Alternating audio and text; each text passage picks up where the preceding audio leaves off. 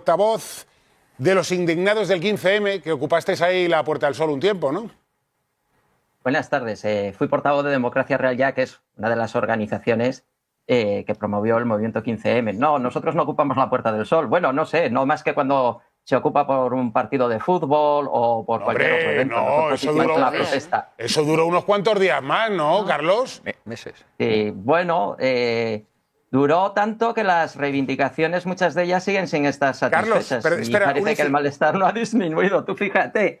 Carlos, pero bueno, no fue una ocupación, seamos sinceros. 6 meses ahí estuvisteis en la Puerta del Sol con las tiendas de campaña. Un asentamiento.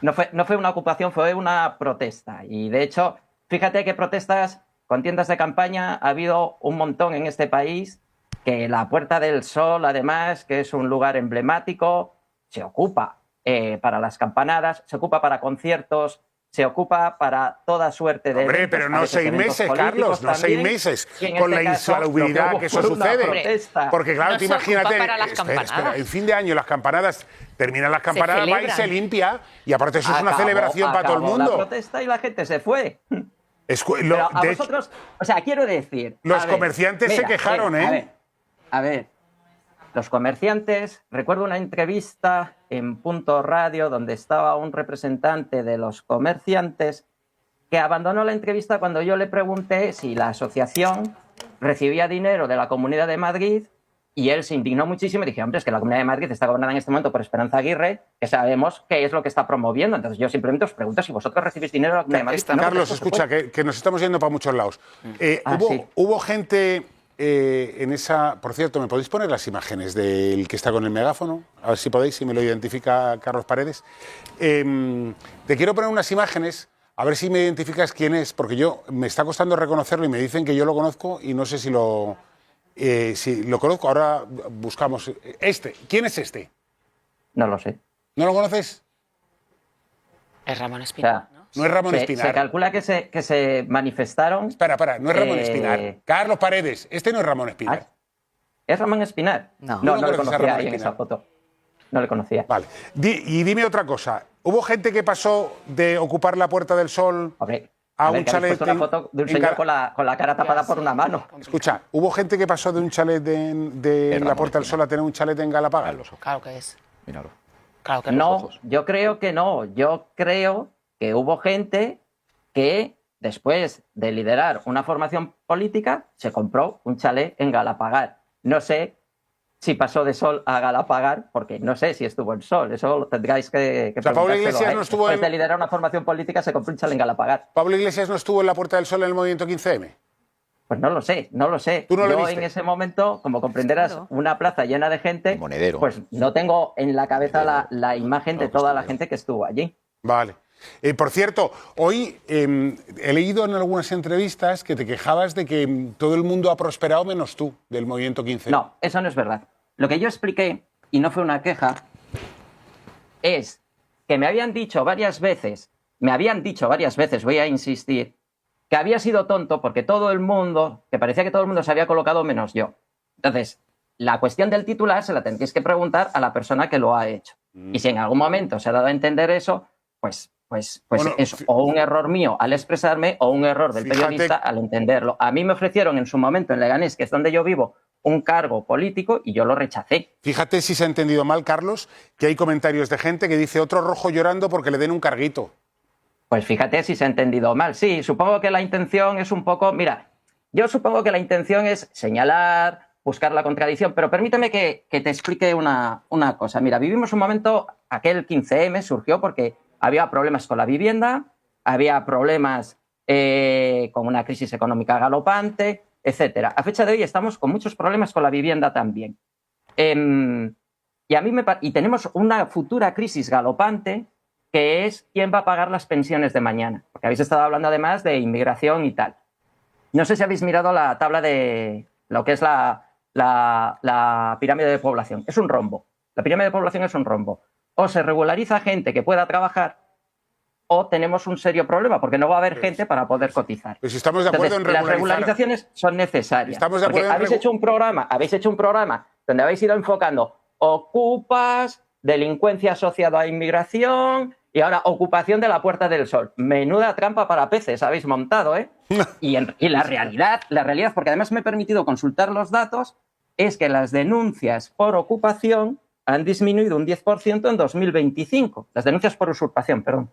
Porque lo he estado consultando mientras estabais haciendo el programa. ¿Sabes lo que pasa, Carlos? Es un dato, ¿eh? Carlos, es un dato real. ¿Sabes lo que pasa? Mira, ¿Qué?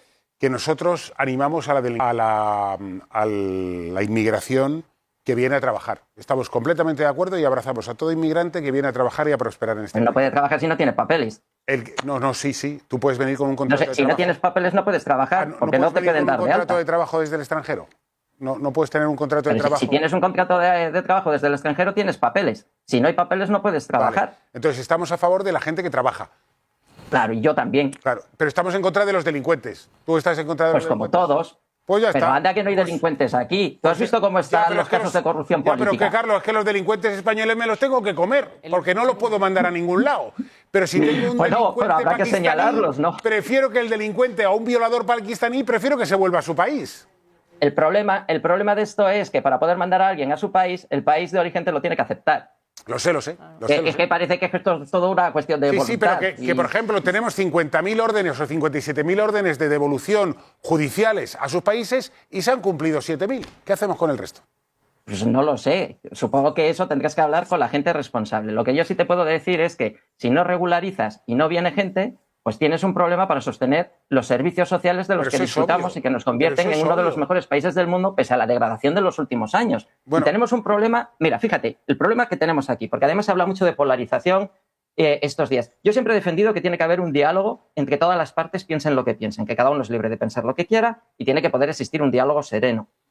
Cada vez es menos sereno, pero es que tenemos un problema con las clases medias. Existe una degradación, una extinción de las clases medias que cada vez son menos. Decía Oxfam Intermón que el 10% de la población española, el 10% más rico, controla el 52% de la riqueza y la mitad del país más pobre, el 50% más pobre, apenas controla el 8% de la riqueza. Podemos deducir de estos datos que aproximadamente hay un 40% de la población que controla un 30 y tantos % de la riqueza, que sería lo que podríamos entender por clase media. La clase media se extingue. Y hay que hablar también de presión fiscal.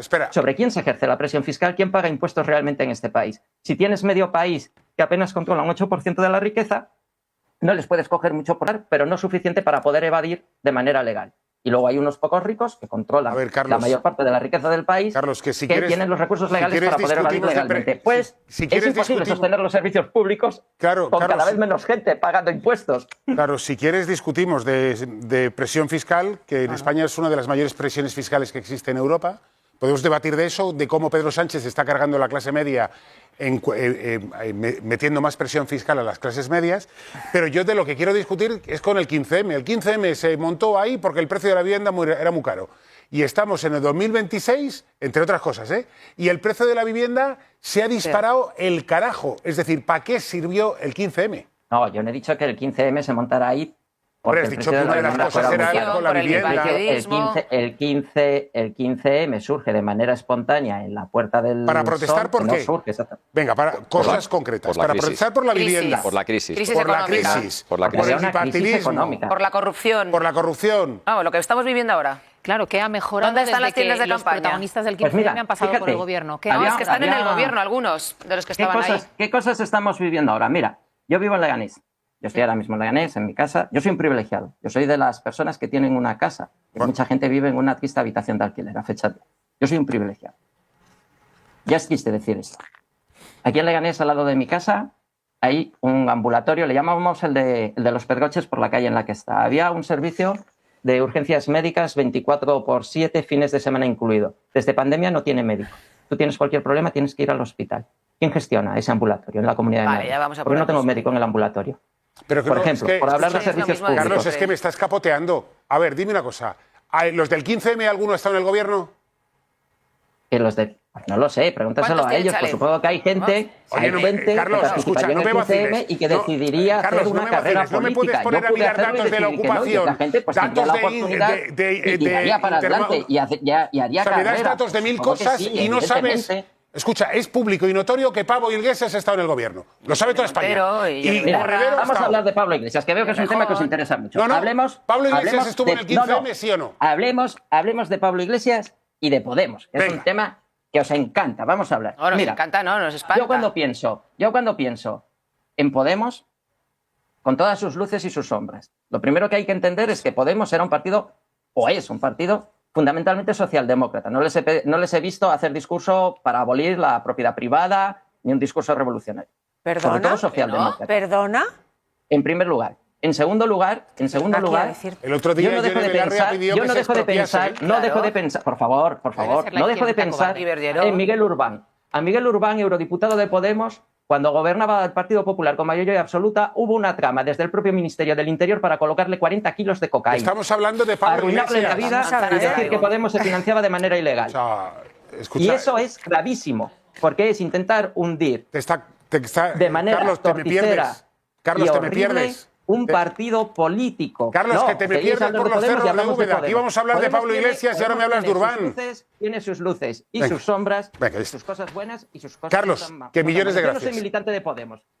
Carlos, pues menos mal. Pues menos mal. Gracias, Carlos, gracias. Te pregunto por Pablo Iglesias y te me vas a otro lado. Buenos días, muchas gracias por la intervención. Menos mal que no gracias eres gracias a ti. militante de Podemos, que si lo llegas a ser, madre mía. Venga. En fin, que entre a hablar para decirnos esta serie de tonterías, es decir, que Podemos no quiere abolir la propiedad privada. Solo hay que oír a Ione Belarra el otro día diciendo que había que expropiar, quiero decir.